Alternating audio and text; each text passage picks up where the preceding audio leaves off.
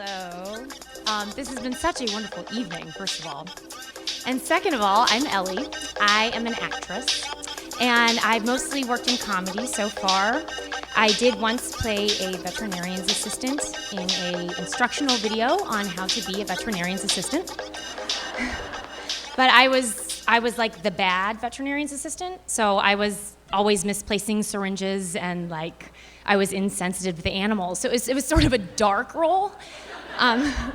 That's my only piece of drama I've really done so far. I've mostly done comedy. And as very graciously mentioned, I was in the movie Bridesmaids, which was a big comedy that came out about 2 years ago, and was a movie about a woman getting married and her bridesmaids. And some of the questions that we got during promotion of that movie were about being women in comedy. And that made sense because we were all women in comedy. But there was one question that I found to be sort of distracting, and that question was, how did it feel to be in a movie with so many funny women?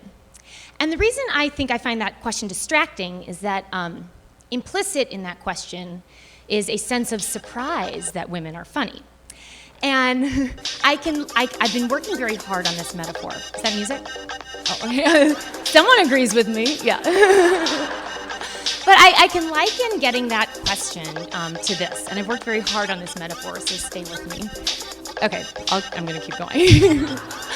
I felt like when people would ask that question, I felt like I was at a cocktail party, and I was over by the apps, the appetizers, slang, and there were so many good smells. There was like cheeseburger sliders and chicken tenders, spanakopita, like so many good things coming off the appetizer buffet. And I'm smelling these good smells, and I'm talking to my friends, and I'm really enjoying the cocktail party. And then my coworker comes over, and I like my coworker, but unfortunately my coworker has that bad cocktail party breath. And I know everyone knows what I'm talking about because it's the holidays and like cocktail parties, and the accompanying bad breath is in full swing. It's sort of like a hot, like sour wine. I feel like there's often pesto in there. It's like, there's shrimp inexplicably because there's no shrimp. I don't know if she's coming from another cocktail party, but she smells. Her breath smells. And it's distracting because I was having a great conversation, and now there's this like hot, sour, stale breath in the air. And that's how I feel about that question. So the cocktail party breath is a very good metaphor. I would feel free to use it in your own lives. It's very good. But I found that question to be distracting. And I think that one of the reasons I found it to be distracting is that I had done improv comedy in New York for many years before Bridesmaids, and I had also been on The Office for about 2 years. And I never felt odd for being a woman in either of those comedy worlds, and I know that I owe that to many women who came before me, but that is a separate talk. I'm just bringing it up to point out, I think, why I thought that question was distracting, because to me, it didn't seem surprising to be in a movie with a lot of funny women. Now, I understand why reporters were asking that question. Reporters need an angle to their story, and the question, which at its core is, are women funny, was very much in the zeitgeist at that time. In 2007, Christopher Hitchens wrote an interesting essay for Vanity Fair called Why Women Aren't Funny. And in it, well, he explains why he thinks women aren't funny.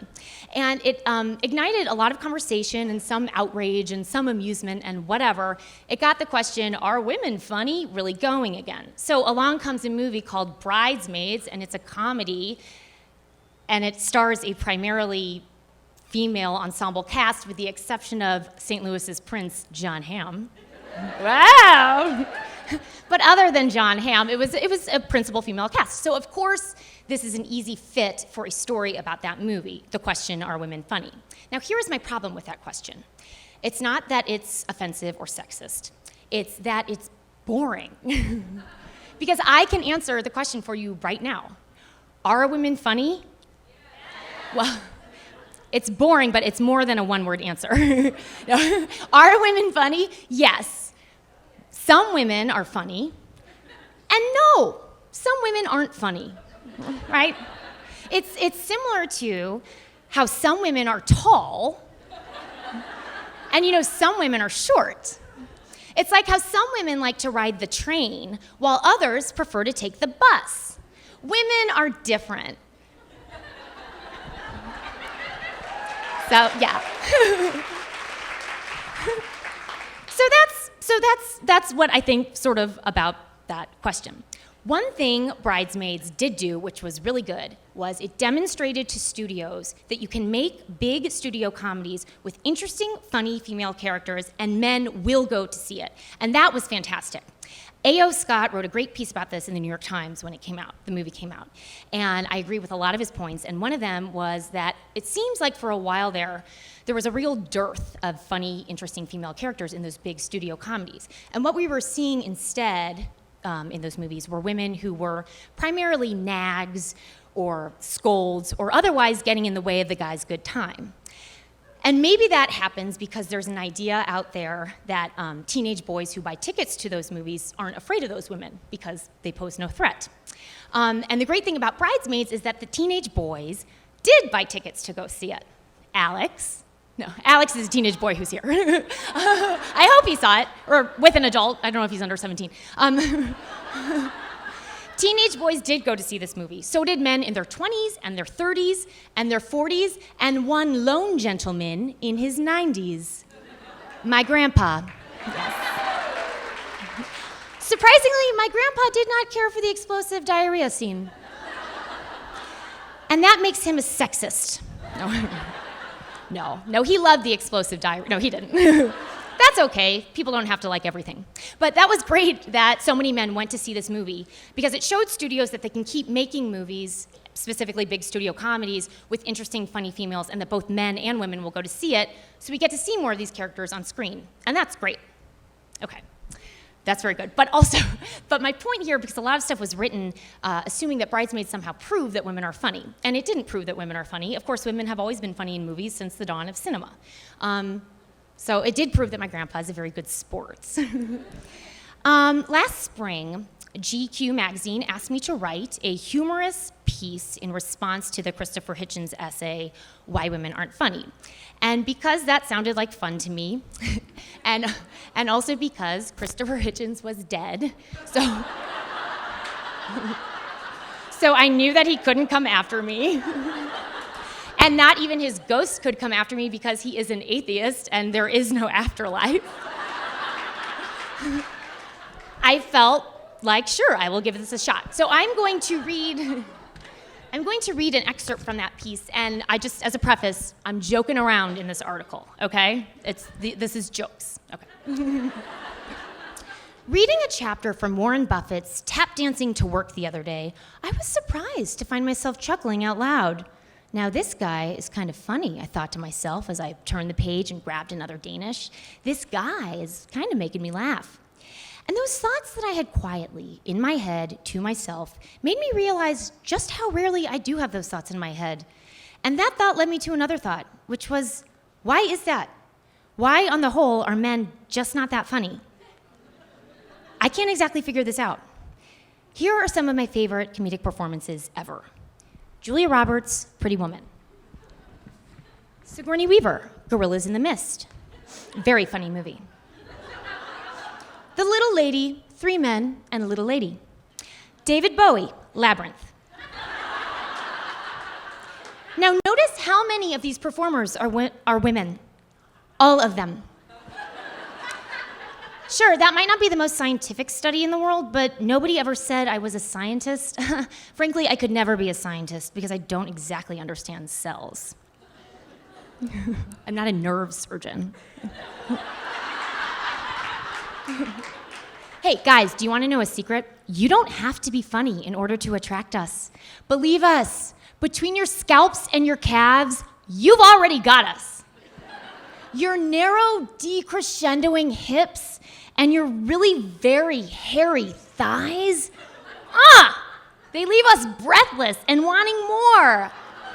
The truth is, there is no evolutionary cause for you to have to be funny. And precisely because your ancestors and your ancestors' grandparents and your ancestors' grandparents' grandparents and so on had no procreative need to be funny, you literally do not have it in your DNA. We women, on the other hand, With our sumptuous breasts and our shapely hips, we have to be funny in order to survive. Our curves render us useless for just about anything except cracking wise and firing quips. Sometimes our breasts are so big that we actually can't move. We have no choice but to sit very still and come up with joke after joke.